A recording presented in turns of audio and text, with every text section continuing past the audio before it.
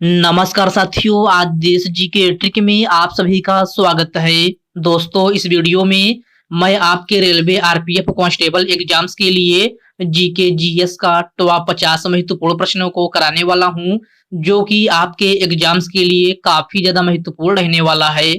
तो साथियों, इस वीडियो को आप बड़ी ही ध्यानपूर्वक एंड तक जरूर देखिएगा। तो साथियों, आज का पहला प्रश्न है, यूरोप की सबसे लंबी नदी वोल्गा नदी निम्न में से कहाँ गिरती है? ऑप्शन है कैस्पियन सागर, अरल सागर, शेषनाग झील और ऑप्शन डी है मृत सागर। तो साथियों, यूरोप की सबसे लंबी नदी वोल्गा नदी जो है आपका कैस्पियन सागर में गिरती है। राइट आंसर ऑप्शन ए हो जाएगा कैस्पियन सागर। नेक्स्ट क्वेश्चन है, गटका मार्शल आर्ट रूप निम्नलिखित में से किस राज्य से संबंधित है? इसका ऑप्शन है असम, मणिपुर, पंजाब या फिर ऑप्शन डी है बिहार। तो गटका मार्शल आर्ट रूप जो है आपका ये है पंजाब राज्य से संबंधित है। राइट आंसर ऑप्शन सी हो जाएगा पंजाब राज्य से।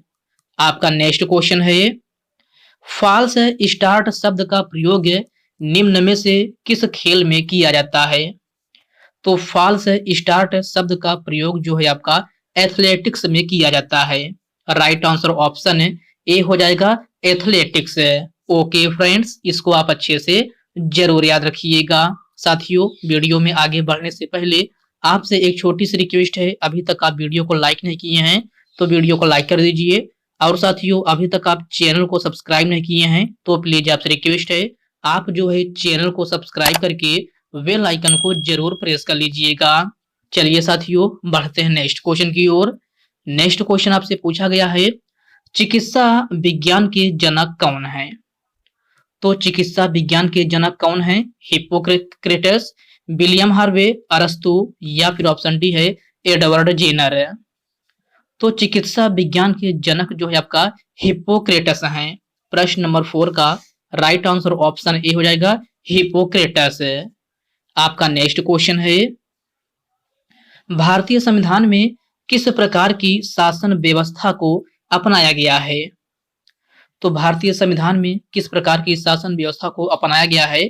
तो आपका राइट आंसर ऑप्शन है सी हो जाएगा संसदीय। ओके फ्रेंड्स, क्लियर है। चलिए बढ़ते हैं नेक्स्ट क्वेश्चन की ओर। नेक्स्ट क्वेश्चन आपसे पूछा गया है, अमुक्त माल्यदा नामक पुस्तक किसके द्वारा लिखी गई है? ऑप्शन है कृष्णदेव राय, पुलकेशिन, अश्वघोष घोष या फिर ऑप्शन डी है समुद्रगुप्त। तो अमुक्त माल्यदा नामक पुस्तक किसके द्वारा लिखी गई है? तो आपका राइट आंसर ऑप्शन ए हो जाएगा कृष्णदेव राय। नेक्स्ट क्वेश्चन है, 11वें वित्त आयोग के अध्यक्ष कौन थे? तो सभी प्यारे साथी इसका आंसर बताएंगे कि 11वें वित्त आयोग के अध्यक्ष कौन थे? तो यह आपका ए एम खुसरो थे। कौन? A M Khusro. प्रश्न नंबर 7 का राइट आंसर ऑप्शन डी हो जाएगा। अगला प्रश्न है, भारत के राष्ट्रपति के रूप में निम्न में से किसका कार्यकाल सबसे लंबा रहा है? ऑप्शन दिया गया है नीलम संजीव रेड्डी, ज्ञानी जैल सिंह, डॉक्टर राजेंद्र प्रसाद या फिर ऑप्शन डी है बीबी गिरी। तो भारत के राष्ट्रपति के रूप में किसका कार्यकाल सबसे लंबा रहा है? तो यह आपका डॉक्टर राजेंद्र प्रसाद हैं। राइट आंसर ऑप्शन सी हो जाएगा डॉक्टर राजेंद्र प्रसाद।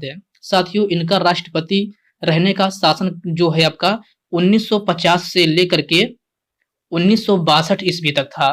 कब तक के? 1950 से लेकर के 1962 ईस्वी तक है इनका कार्यकाल जो है राष्ट्रपति के रूप में सबसे लंबा कार्यकाल रहा है। ओके फ्रेंड्स, क्लियर है। चलिए बढ़ते हैं नेक्स्ट क्वेश्चन की ओर। नेक्स्ट क्वेश्चन आपसे पूछा गया है, निम्न में से कौन सा खिलाड़ी तीरंदाजी से संबंधित नहीं है? तो इस क्वेश्चन में आपसे पूछा जा रहा है कि कौन सा खिलाड़ी तीरंदाजी से संबंधित नहीं है? तो यह आपका एंड्रिया आरसेबिक हैं। राइट आंसर ऑप्शन डी हो जाएगा एंड्रिया आरसेबिक। प्रश्न नंबर 9 का राइट आंसर ऑप्शन डी हो जाएगा। साथियों, इनका संबंध है तीरंदाजी से नहीं तो किस खेल से है? तो इनका संबंध जो है शूटर से है। किससे? शूटर से। तो इस पॉइंट को आप अच्छे से जरूर ध्यान में रखिएगा। आपका नेक्स्ट क्वेश्चन है, पाबना किसान विद्रोह निम्न में से किस राज्य में हुआ था? पश्चिम बंगाल, ओडिशा, केरल या फिर असम में? तो पाबना किसान विद्रोह किस राज्य में हुआ था? तो यह आपका पश्चिम बंगाल में हुआ था। राइट आंसर ऑप्शन ए हो जाएगा, पश्चिम बंगाल में। उत्तर प्रदेश का उच्च न्यायालय कहां पर स्थित है? तो आपको बताना है कि उत्तर प्रदेश का उच्च न्यायालय कहां पर स्थित है? लखनऊ, इलाहाबाद, कानपुर या फिर मेरठ है? तो उत्तर प्रदेश का उच्च न्यायालय जो है आपका इलाहाबाद में स्थित है। राइट आंसर ऑप्शन है बी हो जाएगा, इलाहाबाद में, जिसे प्रयागराज के नाम से जाना जाता है। आपका नेक्स्ट क्वेश्चन है, नील दर्पण पुस्तक किसने लिखी है? तो सभी प्यारे साथी इसका आंसर बताएंगे कि नील दर्पण नामक पुस्तक किसने लिखी है? तो यह आपका दीन बंधु मिश्र के द्वारा लिखी गई है। किसके द्वारा? दीन बंधु मिश्र के द्वारा। तो इस प्रश्न का राइट आंसर ऑप्शन क्या हो जाएगा? सी हो जाएगा। और साथियों, नील दर्पण पुस्तक कब प्रकाशित हुई थी? तो यह आपका 1860 ईस्वी में प्रकाशित हुई थी। कब? 1860 ईस्वी में। तो इस सन को आप अच्छे से जरूर याद रखिएगा, ये क्वेश्चन भी आपसे पूछा जा सकता है। अगला प्रश्न है, किसान सभा आंदोलन निम्न में से किस राज्य में प्रारंभ हुआ था? ऑप्शन दिया गया है ओडिशा, बिहार, पंजाब या फिर केरल।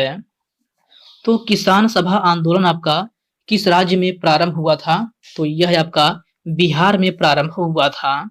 राइट आंसर ऑप्शन है बी हो जाएगा, बिहार में। ओके फ्रेंड्स, क्लियर है। चलिए बढ़ते हैं नेक्स्ट क्वेश्चन की ओर। नेक्स्ट क्वेश्चन आपसे पूछा गया है, कृष्णदेव राय द्वारा लिखित पुस्तक अमुक्त माल्यदा किस भाषा में है? तमिल, तेलुगु, उर्दू या फिर संस्कृत है? तो कृष्णदेव राय द्वारा लिखित पुस्तक अमुक्त माल्यदा किस भाषा में है? तो यह आपका तमिल भाषा में लिखी गई है। प्रश्न नंबर 14 का राइट आंसर ऑप्शन ए हो जाएगा, तमिल। आपका नेक्स्ट क्वेश्चन है, सेशेल्स देश की मुद्रा का क्या नाम है? तो आपको बताना है कि सेशेल्स देश की मुद्रा का क्या नाम है? डॉलर, दिनार, पाउंड या फिर रुपया? तो साथियों, सेशेल्स देश की मुद्रा जो है आपका रुपया है। राइट आंसर ऑप्शन डी हो जाएगा, रुपया। ओके फ्रेंड्स, इसको आप अच्छे से जरूर याद रखिएगा। आपका नेक्स्ट क्वेश्चन है, रेड फोर्ट अन्य किस नाम से जाना जाता है?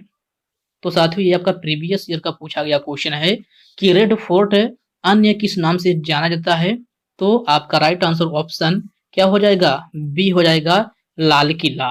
ओके फ्रेंड्स, नेक्स्ट क्वेश्चन है, जनगणना 2011 के अनुसार सर्वाधिक लिंगानुपात वाला राज्य कौन सा है? ऑप्शन दिया गया है मिजोरम, बिहार, केरल या फिर महाराष्ट्र। तो जनगणना 2011 के अनुसार सर्वाधिक लिंगानुपात वाला राज्य कौन सा है? तो यह है आपका केरल राज्य है। राइट आंसर ऑप्शन सी हो जाएगा, केरल राज्य। साथियों, केरल का लिंगानुपात कितना है? तो साथियों, केरल की लिंगानुपात की बात की जाए तो कितना है? तो 1084 है। अर्थात इसका कहने का मतलब ये हुआ कि 1000 पुरुषों पर महिलाओं की संख्या जो है आपका 1084 है। 1000 पुरुषों पर जो है महिलाओं की संख्या को व्यक्त किया जाता है, वही क्या होता है? आपका सेक्स रेशियो होता है। तो केरल का कितना है? तो 1084 है। तो इसको आप अच्छे से जरूर याद रखिएगा। आपका नेक्स्ट क्वेश्चन है, भारत में किस जलप्रपात को लोकप्रिय रूप से नियाग्रा जलप्रपात के तौर पर जाना जाता है? तो क्वेश्चन को ध्यान से पढ़िएगा। इसमें आपसे पूछा जा रहा है कि भारत में किस जलप्रपात को लोकप्रिय रूप से नियाग्रा जलप्रपात के तौर पर जाना जाता है? तो यह आपका चित्रकूट जलप्रपात है। राइट आंसर ऑप्शन ए हो जाएगा, चित्रकूट जलप्रपात। ओके फ्रेंड्स, नेक्स्ट क्वेश्चन है, एशिया का सबसे बड़ा जलप्रपात हुंडरू किस जगह के पास स्थित है? ऑप्शन है जमशेदपुर, हजारीबाग, बोधगया या फिर रांची। तो एशिया का सबसे बड़ा जलप्रपात हुंडरू जो है आपका यह है किस जगह के पास स्थित है? तो यह आपका रांची में स्थित है। प्रश्न नंबर 19 का राइट आंसर ऑप्शन डी हो जाएगा, रांची। निम्न में से धूपगढ़ चोटी स्थित है। तो धूपगढ़ चोटी कहाँ स्थित है? तो यह आपका सतपुड़ा रेंज में स्थित है। राइट आंसर ऑप्शन बी हो जाएगा, सतपुड़ा रेंज में। अरावली श्रेणी किस राज्य में स्थित है? तो आपको बताना है कि अरावली श्रेणी किस राज्य में स्थित है। ऑप्शन दिया गया है राजस्थान में, केरल में, बिहार में या फिर उत्तराखंड में। तो अरावली श्रेणी जो है आपका राजस्थान में स्थित है। प्रश्न नंबर 21 का राइट आंसर ऑप्शन ए हो जाएगा, राजस्थान में। कोडाई कनाल पर्वत श्रृंखला किस पर्वत श्रृंखला पर स्थित है?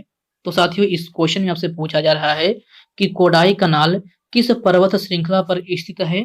तो आपका राइट आंसर ऑप्शन डी हो जाएगा, पालनी पर्वत श्रृंखला। ओके फ्रेंड्स, क्लियर है। चलिए बढ़ते हैं नेक्स्ट क्वेश्चन की ओर। नेक्स्ट क्वेश्चन आपसे पूछा गया है, निम्न में से कौन सा जलप्रपात नर्मदा नदी पर नहीं है? तो क्वेश्चन को ध्यान से पढ़िएगा। इसमें आपसे पूछा जा रहा है कि निम्न में से कौन सा जलप्रपात नर्मदा नदी पर नहीं है? तो साथियों दुग्ध धारा जलप्रपात, कपिल धारा जलप्रपात और भेड़ा घाट जलप्रपात, ये सभी जलप्रपात जो है आपका नर्मदा नदी पर हैं। लेकिन आपका भालकुंड जलप्रपात ये आपका नर्मदा नदी पर नहीं है। तो आपका राइट आंसर क्या होगा? ए हो जाएगा, भालकुंड जलप्रपात। ओके फ्रेंड्स, इसको आप अच्छे से जरूर याद रखिएगा। आपका नेक्स्ट क्वेश्चन है, ककोलत जलप्रपात बिहार के किस जिले में स्थित है? तो मेरे प्यारे साथियों ककोलत जलप्रपात जो है आपका नवादा जिले में स्थित है। प्रश्न नंबर 24 का राइट आंसर ऑप्शन सी हो जाएगा। गारो खासी और जयंतिया पहाड़ियां किस राज्य में स्थित है? ऑप्शन है बिहार, राजस्थान, त्रिपुरा या फिर मेघालय। तो गारो खासी और जयंतिया पहाड़ियां जो है आपका यह किस राज्य में स्थित है? तो प्यारे साथियों यह है आपका मेघालय राज्य में स्थित है। राइट आंसर ऑप्शन डी हो जाएगा, मेघालय। दक्षिण भारत में सर्वोच्च पर्वत शिखर कौन सा है? धूपगढ़, पंचमढ़ी, अनाईमुड़ी या फिर दोदा बेटा। तो दक्षिण भारत में सर्वोच्च पर्वत शिखर कौन सा है? तो यह आपका अनाईमुड़ी है।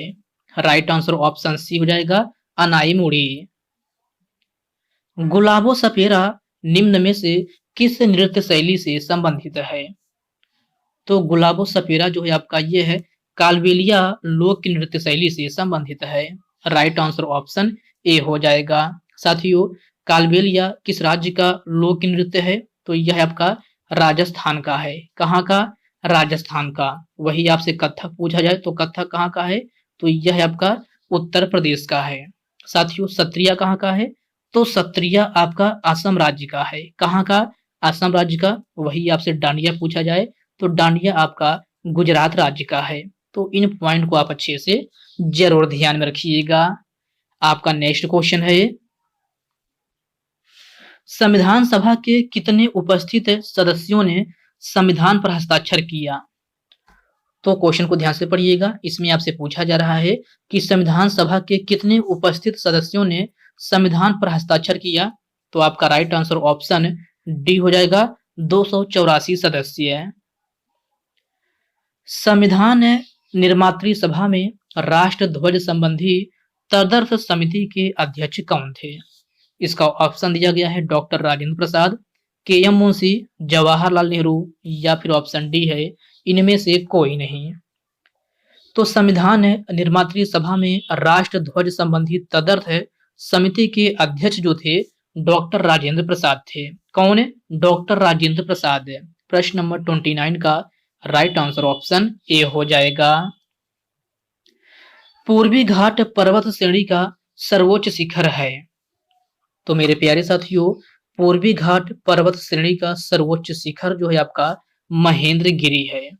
राइट आंसर ऑप्शन सी हो जाएगा महेंद्रगिरी। ओके फ्रेंड्स, क्लियर है। चलिए बढ़ते हैं नेक्स्ट क्वेश्चन की ओर। नेक्स्ट क्वेश्चन आपसे पूछा गया है, कार्डमम पहाड़ी कहाँ अवस्थित है? महाराष्ट्र में, केरल में, गुजरात में या फिर असम में? तो कार्डमम पहाड़ी जो है आपका केरल राज्य में स्थित है। प्रश्न नंबर 31 का राइट आंसर ऑप्शन बी हो जाएगा केरल में। गिरनार पहाड़िया कहाँ स्थित है?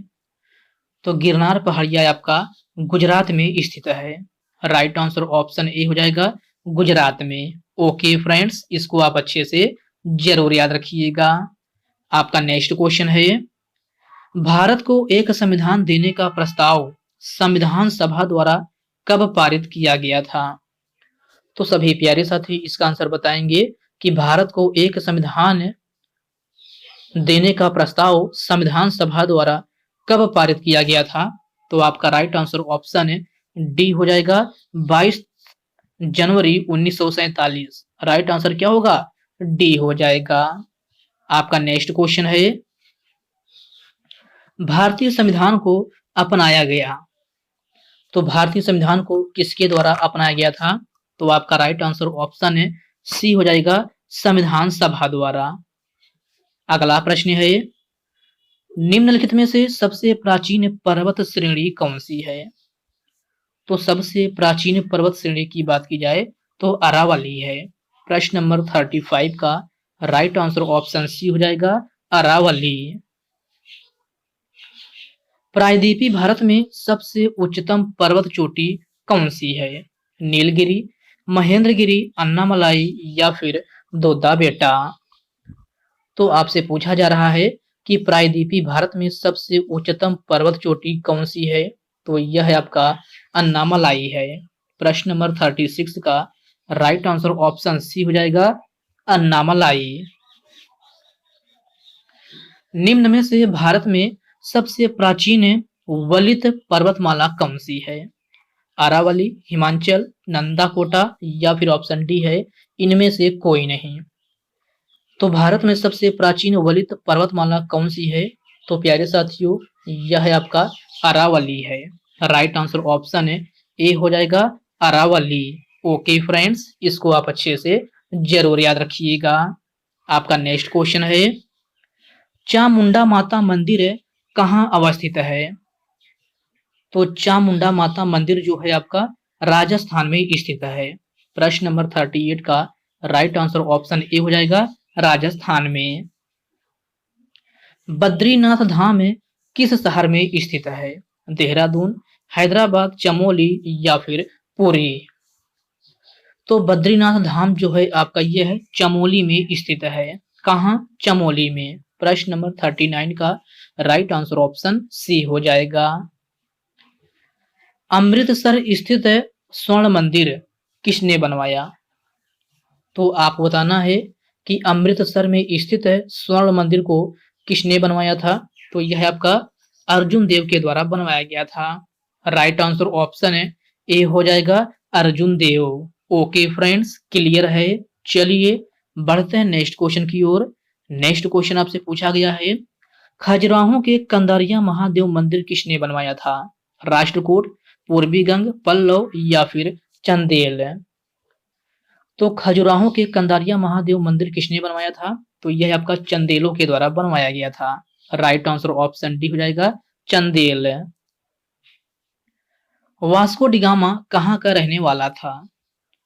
तो आपको बताना है कि वास्को डिगामा जो है कहाँ का रहने वाला था? तो वास्को डिगामा आपका पुर्तगाल का रहने वाला था। राइट आंसर ऑप्शन डी हो जाएगा पुर्तगाल। ओके फ्रेंड्स, इसको आप अच्छे से जरूर याद रखिएगा। आपका नेक्स्ट क्वेश्चन है, नमक सत्याग्रह किस ईस्वी से प्रारंभ हुआ था? इसका ऑप्शन दिया गया है 1928 में, 1930 में, 1934 या फिर ऑप्शन डी है 1927 है। तो नमक सत्याग्रह किस ईस्वी से प्रारंभ हुआ था? तो नमक सत्याग्रह जो है आपका 1930 ईस्वी में प्रारंभ हुआ था। प्रश्न नंबर 43 का राइट आंसर ऑप्शन बी हो जाएगा 1930 में। निम्न में से शिवालिक श्रेणी का निर्माण हुआ। तो शिवालिक श्रेणी का निर्माण किससे हुआ था? तो आपका राइट आंसर ऑप्शन ए हो जाएगा, सेनेजोइक। ओके फ्रेंड्स, क्लियर है। चलिए बढ़ते हैं नेक्स्ट क्वेश्चन की ओर। नेक्स्ट क्वेश्चन आपसे पूछा गया है, मामा भांजे का मंदिर कहाँ स्थित है? ऑप्शन है रतनपुर में, औरंगा में, अजमेर में या फिर बरसूर में। तो मामा भांजे का मंदिर कहाँ स्थित है? तो प्यारे साथियों, यह आपका बरसूर में स्थित है। राइट आंसर ऑप्शन है डी हो जाएगा, बरसूर में। बहुरूपी गांधी नामक पुस्तक किसके द्वारा लिखी गई है? ऑप्शन दिया गया है अनु बंदोपाध्याय, महात्मा गांधी, इंदिरा गांधी या फिर ऑप्शन डी है रविंद्रनाथ टैगोर। तो बहुरूपी गांधी नामक पुस्तक जो है आपका अनु बंदोपाध्याय के द्वारा लिखी गई है। राइट आंसर ऑप्शन ए हो जाएगा, Anu Bandopadhyay. Okay friends, next question है, राज्य की परिभाषा भारतीय संविधान के किस अनुच्छेद में दी गई है? ऑप्शन है अनुच्छेद 14, अनुच्छेद 17, अनुच्छेद 12 या फिर ऑप्शन डी है अनुच्छेद 18। तो राज्य की परिभाषा भारतीय संविधान के अनुच्छेद 12 में दी गई है। प्रश्न नंबर 47 का राइट आंसर ऑप्शन सी हो जाएगा। साथियों, अनुच्छेद 14 में क्या है? तो इसमें आपका विधि के समक्ष समता का अधिकार है। और अनुच्छेद 17 का पूछा जाए तो इसमें अस्पृश्यता के बारे में बताया गया है। किसके बारे में? अस्पृश्यता के बारे में। वही आपसे अनुच्छेद 18 की बात की जाए तो इसमें आपका उपाधियों के अंत के बारे में बताया गया है। तो इन पॉइंट को आप अच्छे से जरूर याद रखिएगा। आपका नेक्स्ट क्वेश्चन है, गोल्डन फाइबर क्रांति का संबंध है निम्न में से किस फसल से है? इसका ऑप्शन दिया गया है जूट, कपास, सूरजमुखी या फिर ऑप्शन डी है धान। तो मेरे प्यारे साथियों, गोल्डन फाइबर क्रांति का संबंध है किस फसल से है? तो गोल्डन फाइबर क्रांति का संबंध जो है जूट से है। आपका प्रश्न नंबर 48 का राइट आंसर ऑप्शन ए हो जाएगा, जूट। ओके फ्रेंड्स, इसको आप अच्छे से जरूर याद रखिएगा। तो साथियों, आज के इस वीडियो में बस इतने ही प्रश्न करते हैं। तो साथियों, यह वीडियो आपको कैसी लगी आप कमेंट बॉक्स में कमेंट करके अपना फीडबैक जरूर दीजिएगा। और साथियों, यह वीडियो आपके लिए थोड़ा हेल्पफुल लगा हो तो इस वीडियो को लाइक कर दीजिए, अपने साथियों के साथ शेयर कीजिए। फ्रेंड्स, अभी तक आप चैनल को सब्सक्राइब नहीं किए हैं तो आप जो है चैनल को सब्सक्राइब करके बेल आइकन को जरूर से जरूर प्रेस कर लीजिएगा। तो चलिए साथियों, इसी के साथ मिलते हैं किसी नेक्स्ट वीडियो में। तब तक के लिए जय हिंद दोस्तों।